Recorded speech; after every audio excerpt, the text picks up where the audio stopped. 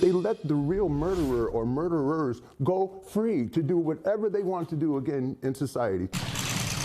Imagine spending 30 years in prison for something you didn't do. That was the reality for two Connecticut men.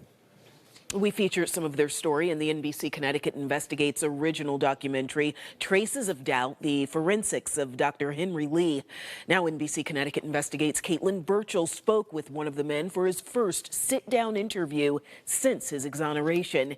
It's an exclusive story you will only see on NBC Connecticut. I asked Shawn Henning, where's a place that brings you peace and happiness after spending nearly 30 years in prison wrongfully?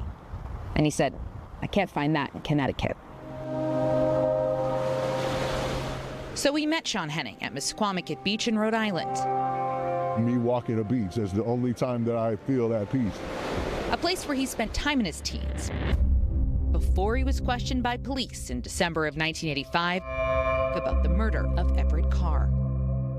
I was a 17-year-old who was told if you didn't do anything, don't worry about it. And they handed me a form for me to sign away my Miranda rights. No lawyer, no grandmother, no mother, no father, no guardian of any kind. But 3 years later, he had a lot to worry about when he and Ricky Birch are arrested and later convicted of killing Carr in his New Milford home. Decades later, those charges are overturned and the case is dismissed because the state says evidence used to convict the men would not hold up in court today. Disgust is the word for our system. It's disgusting what our system does. During the original trial, no forensic evidence linked the teens to the crime scene. But the prosecutor argued that's because Birch and Henning used a bathroom towel to clean up after the murder. Despite the fact that there was very small spot on the towel and a large amount of blood in the home. And so it was really a weak argument. Decades later, a judge rules that the towel was never tested for blood in a state crime lab, and new testing did not find any blood either. There's no doubt that the finding by the Supreme Court was that the testing had not actually occurred on the towel. I get really upset when I think, that I'm not a father. I'm not a grandfather. I'll never be a grandfather. Henning and Birch sued the state, New Milford, and detectives from both departments for violating their rights to get a fair trial. Henning settled for a combined $15.1 million.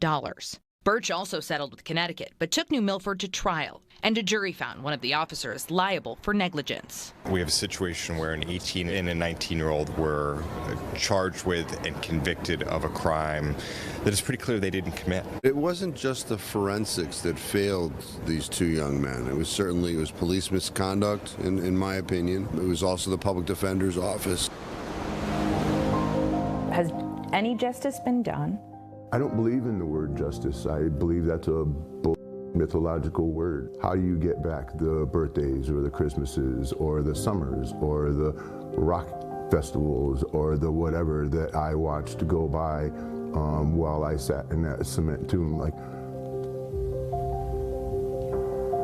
there's just, there's no compensation for that. For NBC Connecticut Investigates in Misquamicut, Rhode Island, I'm Caitlin Birchall.